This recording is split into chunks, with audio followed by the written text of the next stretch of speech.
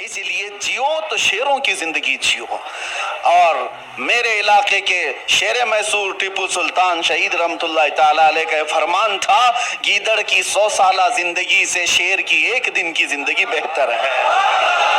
بزدلوں کی طرح گھٹ گھٹ کر کے لمبا جینے سے بہتر ہے علل اعلان 1 دن جی کر کے چلے جائیں. اس لیے کہ ہمیں پتہ ہے تلوے چاٹنے والوں کی تاریخ نہیں لکھی جاتی، باطل سے ٹکرانے والوں کی تاریخ لکھی جاتی ہے. آپ کو ڈر کس بات کا؟ آپ مجرم قوم سے ہیں؟ آپ چور قوم سے ہیں؟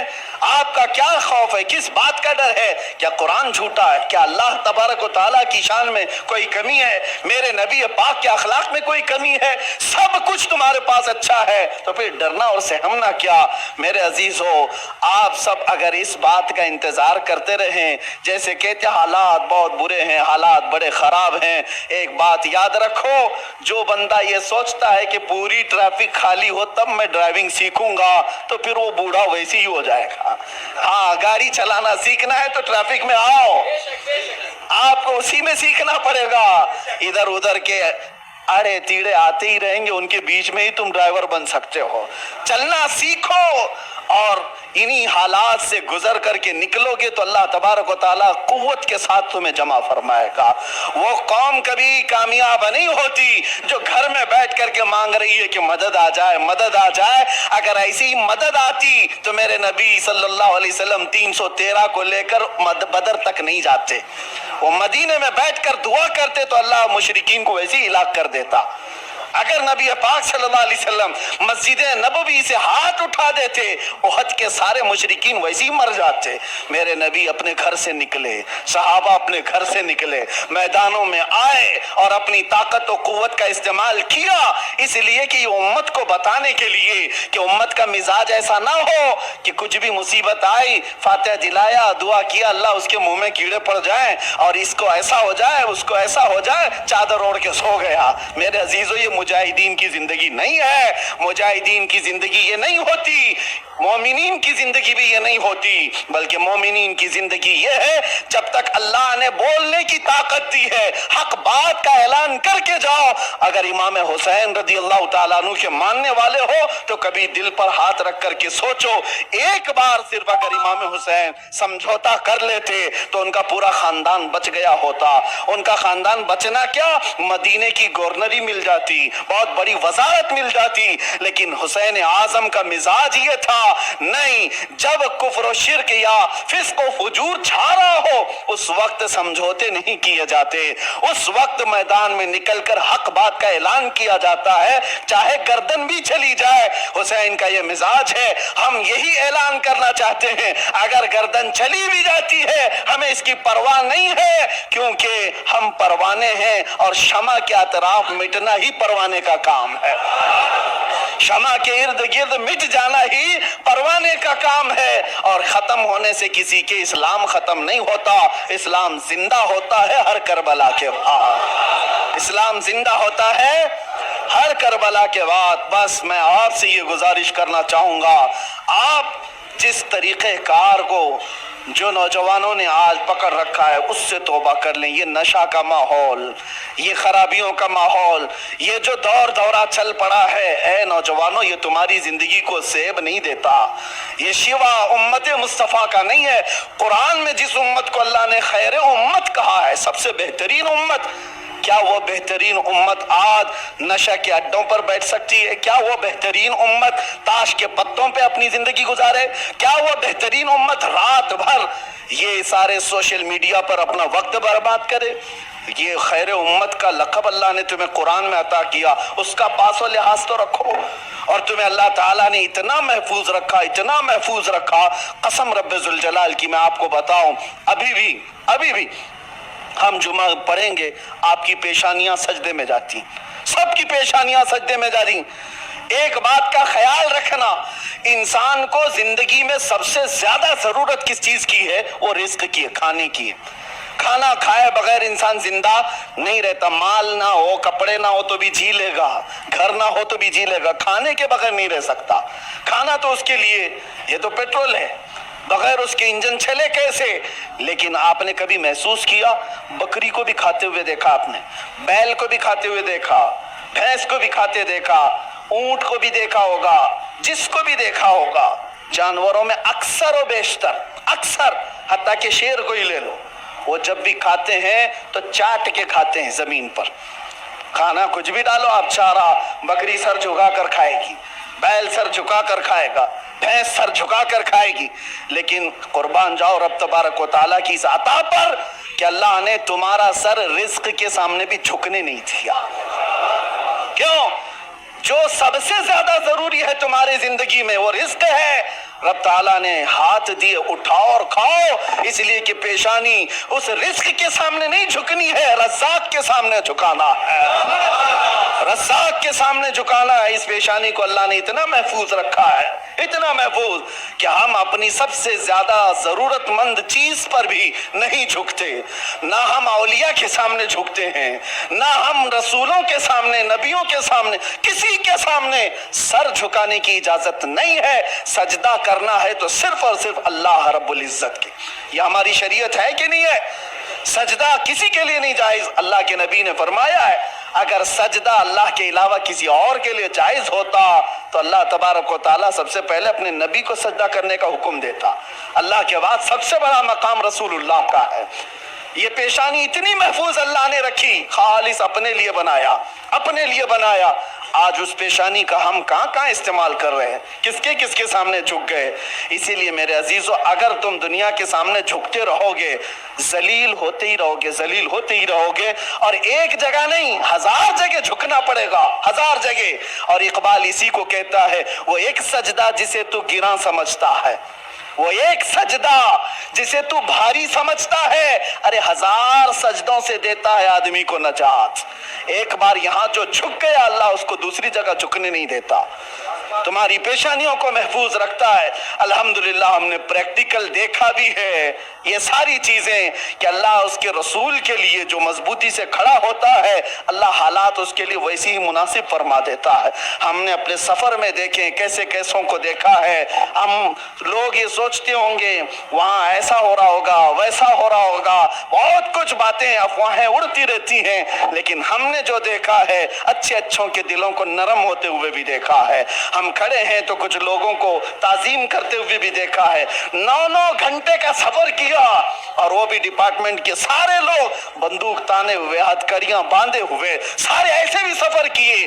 लेकिन अल्लाह रब्बुल इज्जत को गवाह बनाकर आपके सामने अर्ज करता हूं, जब नमाज का वक्त आता, मगरिब हो जाए, इशा हो जाए, उस भरी गाड़ी में भी अगर मैं कहता मुझे नमाज पढ़ना है, सारे रोक लेते और हमारी नमाज भी पढ़ा देते थे। हमारा अपना कोई नहीं था, कोई नहीं था। वो गन ताने हुए लोग भी हमें हमारी चादर पर नमाज पढ़ने की इजाजत देते थे और नमाज पढ़ लेते थे। कई मर्तबा गाड़ी को रुकाया गया, वहां नमाजें अदा हुई। मैं ये अपनी तारीफ में नहीं कह रहा, इस बात के लिए कह रहा हूं कि रब के सामने जो झुकता है अल्लाह दूसरों के सामने झुकने से बचा लेता है और रास्ते उसके लिए अल्लाह हमवार फरमाता है। तुम बहाने करते रहोगे, 1000 बहाने आते रहेंगे। एक बार अल्लाह की बारगाह में अपने आप को सुपुर्द करके तो देखो, अगर दुनिया एक दरवाजा बंद करती है मौला 70 दरवाजे खोल देता है। रब तबारक व तआला कहने सुनने से ज्यादा अमल की तौफीक अता फरमाए। वैसे ये जलसा नहीं था, ये जुमा है, लेकिन बहरहाल आपका जोश जुमा को भी जलसा बना ही देता है। बहरहाल अल्लाह तबारक व तआला मीरज की सुन्नियत को हमेशा शाद व आबाद रखे, औलिया कामिलीन के गुलामों को अल्लाह ताला खुशहाल रखे और हर घर की सुन्नियत और यहाँ के अकीदे अहले सुन्नत को अल्लाह महफूज रखे। क़यामत तक तुम्हारी नस्लों में मौला आशिकाने मुस्तफ़ा पैदा फरमाए। हमारी औलाद को, हमारे खानदानों को अल्लाह बदअकीदा और गुमराह होने से महफूज फरमाए। बरसों से आप इस इबादत खाने में या जहाँ पर भी अपनी पेशानी टेकने के लिए जाते हैं, बचपन से तो आप मस्जिदों में जा रहे होंगे।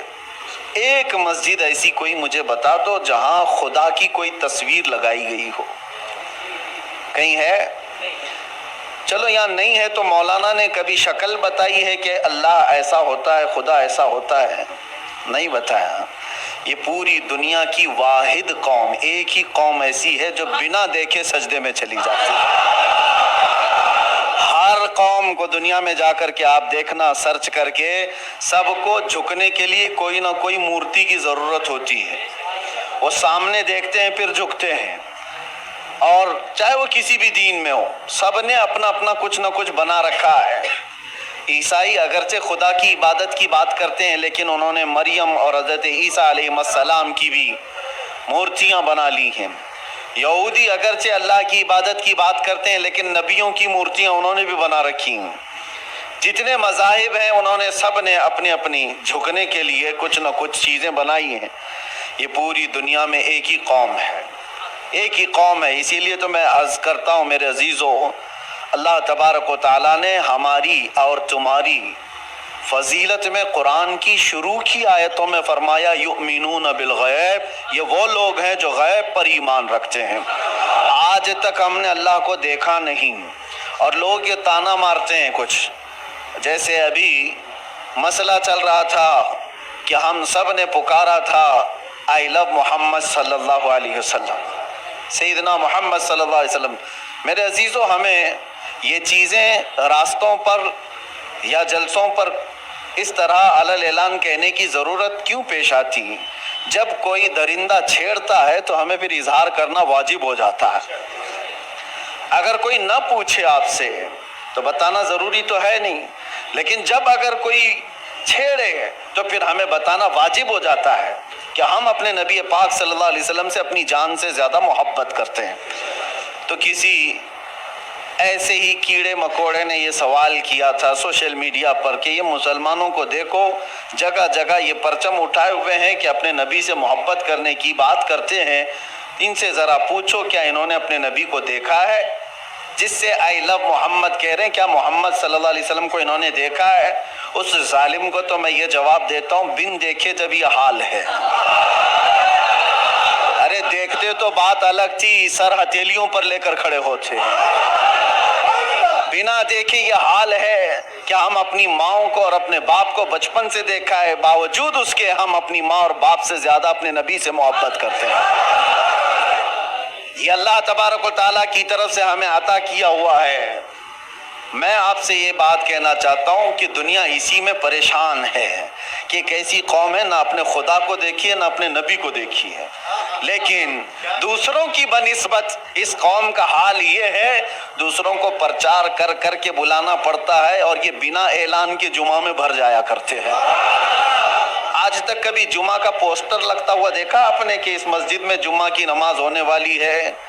بچپن سے کبھی سنا آپ نے؟ ایک اذان ہوتی ہے ساری صفیں بھر رہی ہے۔ ہر مسجد کا حال ہے۔ جمعہ میں کون تمہیں دعوت دے کر بلاتا ہے؟ مؤذن صاحب گھر گھر جاتے ہیں، پوسٹر لگایا جاتا ہے، پرچار کیا جاتا ہے؟ نہیں۔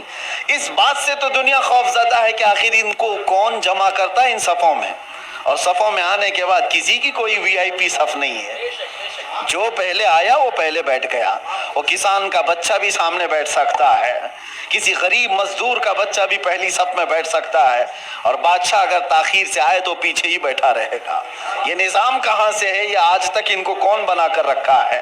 دنیا اس بات سے خوف زدہ ہے میرے عزیزو۔ یہ وہ چیزیں ہیں۔ جارج برنارڈ شاہ ایک بہت بڑا مورخ ہے انگریز، اور اس نے یہ لکھا ہے کہ بہت سارے دنیا میں ریولیوشن آئے، دنیا میں بہت سارے انقلاب آئے، بڑی بڑی شخصیتیں آئیں، جیسے مارکس کا، لینن کا، اور بھی کئی ایسے بڑے بڑے شخصیات آئی، انہوں نے دنیا کے نظام کو بدلنے کی کوششیں کی، لیکن ان کا انقلاب، ان کا ریولیوشن 100 سال سے زیادہ تک نہیں چلا۔ ان کے اپنے شاگرد جب تک تھے تب تک ان کے انقلاب میں دم تھا۔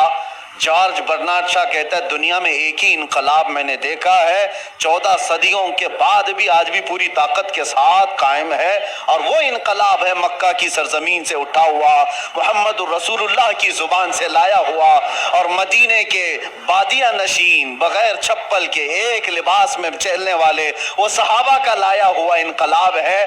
اور زمانہ بدلتا گیا، حکومتیں بدلتی گئیں، کتنے طوفان آئے، کتنے اندھیریاں، کتنے کیا کیا آئے، لیکن اس انقلاب میں آج بھی وہ دم ہے، آج بھی وہ اثر ہے کہ ایک بار اگر ان کے نبی کو کوئی چھیڑ لے تو پوری دنیا میں یہ سڑکوں پر آ جاتے ہیں۔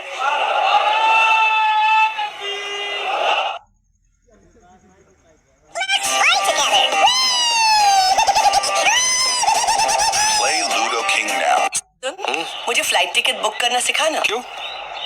کہاں جانا ہے؟ کہیں نہیں، بس سیکھ رہی ہوں۔ اچھا، تو پہلے یہاں پر ڈیسٹینیشن ڈالو، ہاں اب یہاں ڈیٹ اور یہاں نیچے نام ڈال دو، بس۔ اروندھتی بہت لمبا نام ہے، تیرا ڈالتی ہوں، جیت۔ اب بس یہاں کلک کرو اور ہو گیا، پر کرنا مت۔ ارے ماں، خامخواہ ٹکٹ بک ہو گئی۔ اب ہو گئی ہے تو چلا جا ممبئی، جوائننگ بھی تو ہے نا تیری۔ یہ اپوائنٹمنٹ لیٹر آپ کو کہاں سے ملا؟ تو نے کیا سوچا ماں کو اکیلا چھوڑ کے کیسے جاؤں گا؟ پر ماں، اب تو سیکھ گئی ہوں نا، آتی رہوں گی تیرے پاس۔ کیش بیک ملا ہے، چل تیرا گھر سیٹ کرے۔ اب فلائٹ بکنگز کے لیے بھی پے ٹی ایم کرو۔